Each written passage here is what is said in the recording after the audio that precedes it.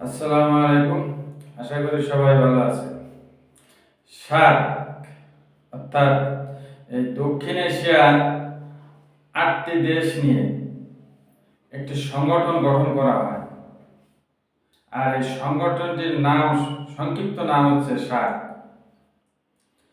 এই সার্ক সংগঠনটি গঠন করার মূল কারিগর কিন্তু জিয়াউর রহমান।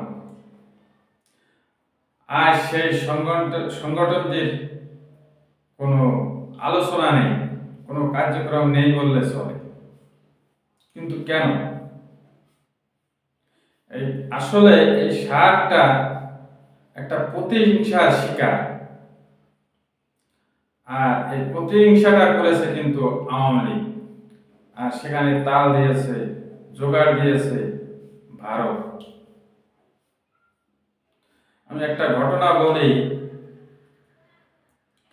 বিএনপি যখন 2001-এর পরে ক্ষমতায় আসে, সম্ভবত 2004 কি 2005-এর দিকে ঘটনা, বাংলা মোটরের ওইখানে ঢাকা একটি বাসে গান পাউডার দিয়ে আগুন দেওয়া হয়। আর এই কাণ্ডটা যেদিন ঘটায় কিন্তু আওয়ামী লীগ। তার 2 দিন পরে কিন্তু সার্ক অনুষ্ঠান হওয়ার কথা ছিল বাংলাদেশে। আওয়ামী লীগ যখন ওই বাসে আগুন দিয়ে দুর্ঘটনা ঘটালো বোমা হামলা করে, তখন আমি বুঝেছিলাম সার্ক অনুষ্ঠান আর হয় না, এটা ক্যান্সেল করার উদ্দেশ্যে এটা করা হয়েছে। পরের দিনই ঠিকই ভারত তারা নিরাপত্তার অজুহাত দেখালো যে আমরা সার্ক অনুষ্ঠানে আসতে পারছি না নিরাপত্তার কারণে। ভারত কিন্তু আসে নাই, সার্ক অনুষ্ঠান কিন্তু হয় নাই। দ্বিতীয়ত, তখন আমি ব্যক্তিগতভাবে কনফার্ম হয়ে গেছিলাম যে বিএনপিকে যে কোনো মূল্যে ক্ষমতা থেকে সরাবে। ভারত এবং আওয়ামী লীগ বাইরের শক্তি মিলে সে মাস্টার প্ল্যান করেছে। এই ঘটনা তার প্রমাণ। কিন্তু আমরা সাধারণ মানুষ কাকে বলবো, কে শুনবে আমাদের কথা? তারপর তো যা হবার হলো, আপনারা দেখছেন 1-11 কি কাণ্ড ঘটালো, ঘটিয়ে তারপর বিএনপিকে সরে আওয়ামী লীগ ক্ষমতায় আসে। ক্ষমতায় আসার পর সেই সার্কের কার্যক্রম একেবারেই বন্ধ হয়ে গেছে, কারণ এটা বিএনপির তৈরি করা একটা সংগঠন, জিয়াউর রহমানের তৈরি করা একটা সংগঠন। এটাই ছিল আওয়ামী লীগের সমস্যা।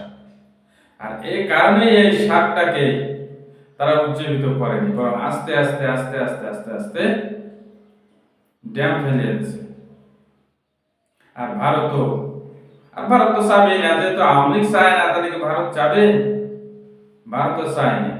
সেই সার্কটা এখন পর্যন্ত আর উজ্জীবিত হচ্ছে না। আমি বলবো ব্যক্তিগতভাবে, সাধারণ মানুষের পক্ষ থেকে, যে সার্কটাকে আবার উজ্জীবিত করুন। বর্তমানে যেহেতু তারেক রহমান ক্ষমতায় আছেন, তার বাবার গড়ায় সার্ক সংগঠনটি তিনি আবার চালু করবেন, আবার পুরোদমে সে আগের মতো কার্যক্রম চলবে সার্কের, সেই চেষ্টাটাই তিনি করবেন। আমাদের মাননীয় প্রধানমন্ত্রীর প্রতি সেই অনুরোধ রইল।